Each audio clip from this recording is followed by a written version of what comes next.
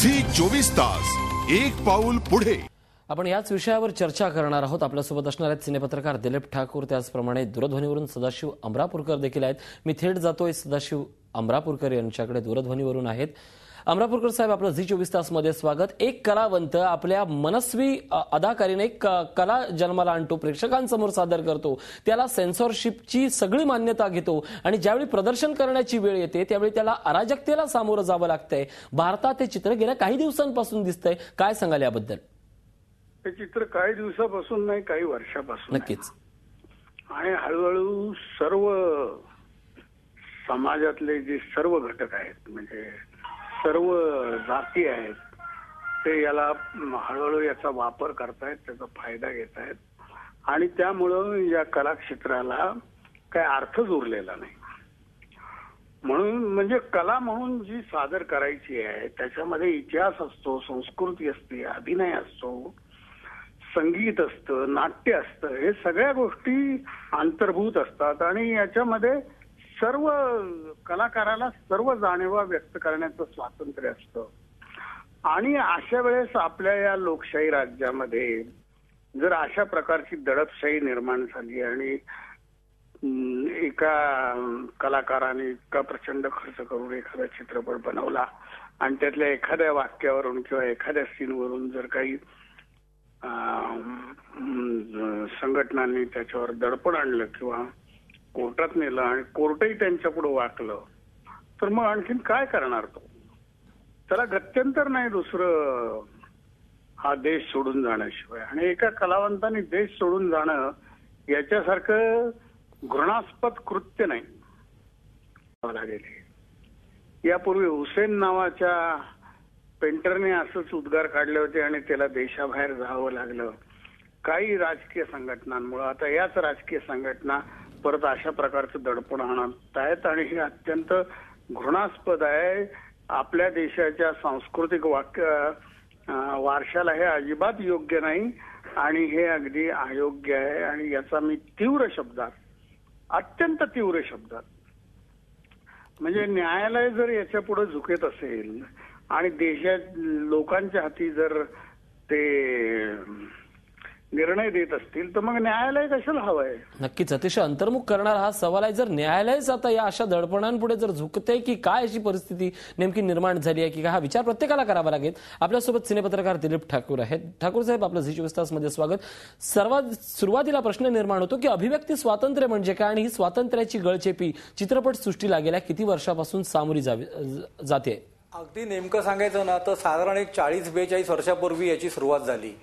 म्हणजे त्यावेळेला एकीकडे सेन्सॉरकडनं सुद्धा काही प्रमाणात गळचेपी सुरू झाली आणि त्यानंतर आणीबाणीच्या काळामध्ये फार मोठ्या प्रमाणामध्ये गळचेपी झाली। म्हणजे आणीबाणी हे विचार स्वातंत्र्यावर असलेला फार मोठा घाला होता। 1975 ते 1977 या कालावधीमध्ये विचार स्वातंत्र्यावर जी बंदी आली होती ती या लोकशाहीला अजिबात शोभनीय नव्हती।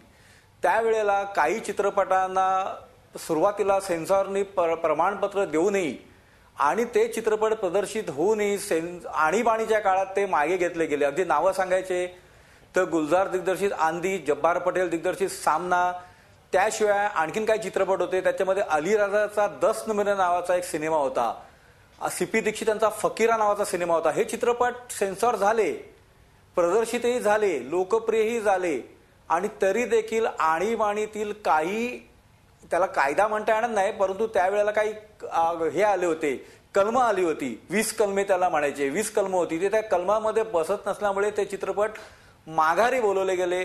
ही त्यावेळची फार मोठी मुस्कटदाबी होती।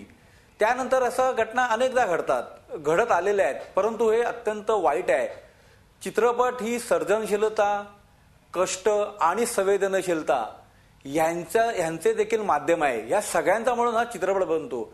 आपण कमल हसन विषयी बोलताना असं म्हणतो की त्याने आयुष्यभरची कमाई त्या चित्रपटामध्ये लावलेली आहे, परंतु नुसती आर्थिक जे आहे, आर्थिक बळ हेच फक्त चित्रपट निर्मित नसतं की त्याच्यातून एक मेसेज द्यायचा, त्याच्याप्रती एक संवेदनशीलता आहे. नक्कीच हा एक संदेश असतो समाजापुढे मांडण्याचा, आणि तो संदेश जर समाजात घडलेल्या अप्रवृत्तीबद्दल असेल, समाजात घडत असलेल्या चुकीबद्दल असेल, आणि तो चित्रपटाच्या माध्यमातून असेल, या सगळ्यांचं प्रत्यंतर देणारं माध्यम म्हणजे चित्रपट असं आपण पाहतोय. आपल्यासोबत संदीप कुलकर्णी आहेत, अभिनेते आहेत, मराठी चित्रपटसृष्टीतलं एक मोठं नाव आहे. संदीपजी, काय सांगाल, ही जी समाजाची अस्वस्थता आज समाजासमोर मांडणं हाच एक गुन्हा ठरतोय की काय? सांस्कृतिक दहशतवाद आज आपल्यापेक्षा, कलेपेक्षा मोठा ठरतोय, काय सांगाल याबद्दल? मला हे सगळं आता पाहून मला पुन्हा ते सखाराम बाइंडरचे दिवस आठवतात. बाइंडरचे दिवस नावाचं पुस्तक आहे जे कमलाकर सारंगांनी त्यांच्या त्या सगळ्या ह्याच्यावरती लिहिलेलं आहे की बाइंडरवरती कसं बंदी आली होती, त्याच्यानंतर गिधाडेवरती बंदी आली होती, आणि हे सगळं तेंडुलकर आणि त्या काळात पण लोकांनी सहन केलंय. आणि आता सुद्धा या काळामध्ये जिथे ग्लोबलायझेशन झालंय, जिथे वर्ल्ड सिनेमा जवळ आलेला आहे, जिथे तुम्हाला सगळी दालनं उघडलेली आहेत, आणि या काळामध्ये आपण 50 वर्ष मागे जातोय की काय, असं भयंकर भीती वाटायला लागली आता हे सगळं ऐकून. नक्कीच या साऱ्या संदीपजी, या निमित्ताने एक प्रश्न निर्माण असा झाला की कमल हसन सारखा अभिनेता, ज्यानं हिंदुस्थानी चित्रपट दिलेला आहे, अनेक समस्यांना वाचा फोडणारे चित्रपट दिलाय, तो अभिनेता उद्वेगानं असं म्हणतो की यामागे राजकारण होतंय आणि त्याचा मी बळी पडतोय, मला आता धर्मनिरपेक्ष अशा भागात जायचं आहे. खरं तर भारताची तुलना, आपण भारताचा नेहमीच उल्लेख हा धर्मनिरपेक्ष म्हणतो. कमल हसन सारखा राष्ट्रीयत्व असलेला माणूस, नागरिक असलेला एक कलंदर माणूस देश सोडण्याची भाषा करतो, हे कुठलं प्रतीक आहे?